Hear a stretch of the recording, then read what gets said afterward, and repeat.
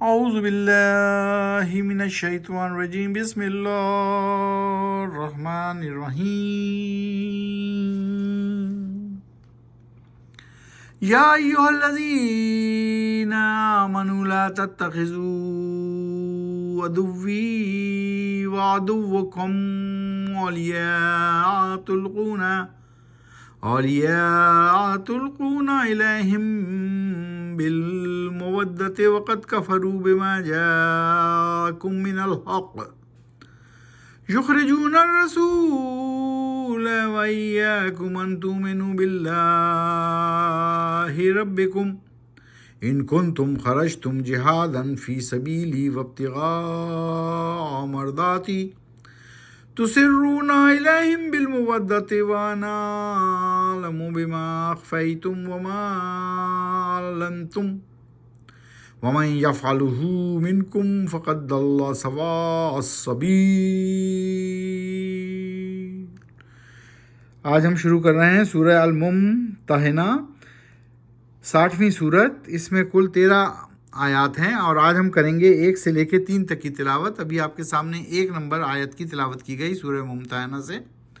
آئیے اس کے معنی دیکھتے ہیں۔ پارہ وہی 28واں، قد سمع اللہ۔ قرآن شریف میں کل 30 پارے ہیں اور اس وقت ہم 28ویں پارے پر ہیں۔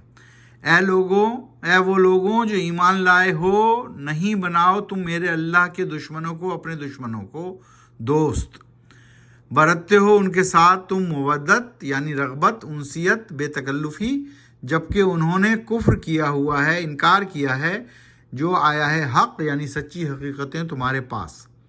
جلا وطن کرتے ہیں وہ رسول کو اور تم مومنین کو بھی، وجہ کہ تم ایمان لائے ہو۔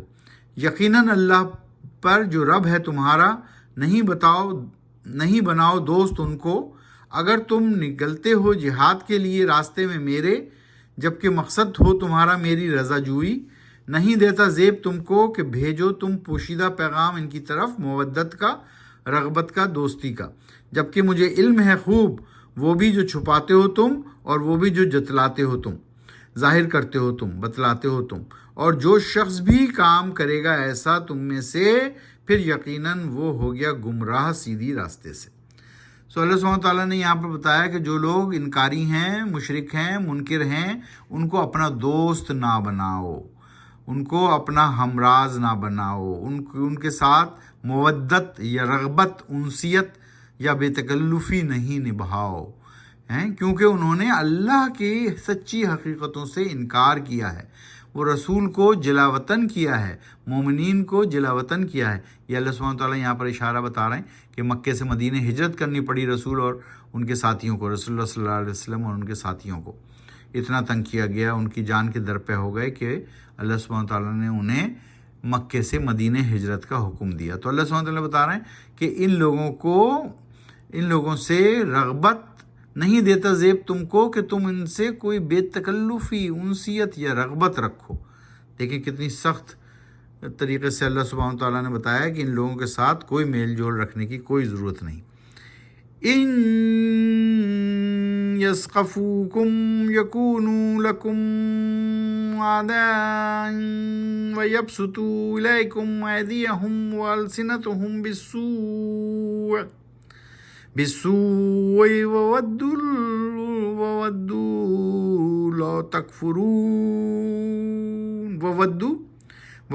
لو تکفرون۔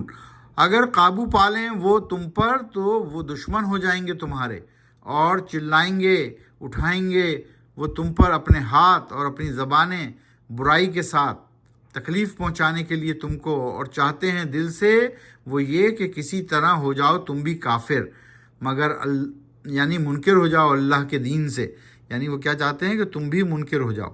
تو اسی لیے اللہ سبحانہ تعالیٰ نے کہا کہ ان کے ساتھ دوستی یا میل جول رکھنے کی قطعاً کوئی ضرورت نہیں۔ آج ہم کر رہے ہیں 1 سے لے کے 3 تک کی تلاوت، سورہ الممتحنہ، مدینہ میں نازل ہوئی، 60ویں نمبر کی سورت، اور اس میں کل 13 آیات ہیں۔ آج ہم کر رہے ہیں 1 سے لے کے 3 تک۔ آئیے تیسری آیات پڑھتے ہیں۔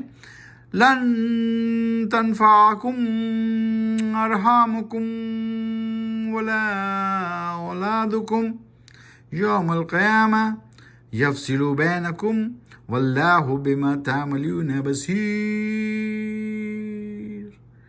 ہرگز ہرگز نفع نہیں دیں گی، کام نہیں آئیں گی تمہارے اور تمہاری رشتہ داریاں، اور نہ ہی تمہاری اولادیں قیامت کے دن۔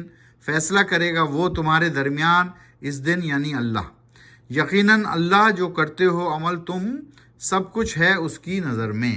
واللہ بما تعملون بصیر، سب کچھ ہے اس کی نظر میں۔ 60 نمبر کی سورت کی تلاوت آج ہم نے شروع کی ہے اور 1 سے لے کے 3 تک پڑھی ہے۔ آج ہم پاروں کے نام دہرا لیتے ہیں۔ ابھی ہم 28ویں پارے میں ہیں۔ 28ویں پارے کا نام ہے قد سمع اللہ۔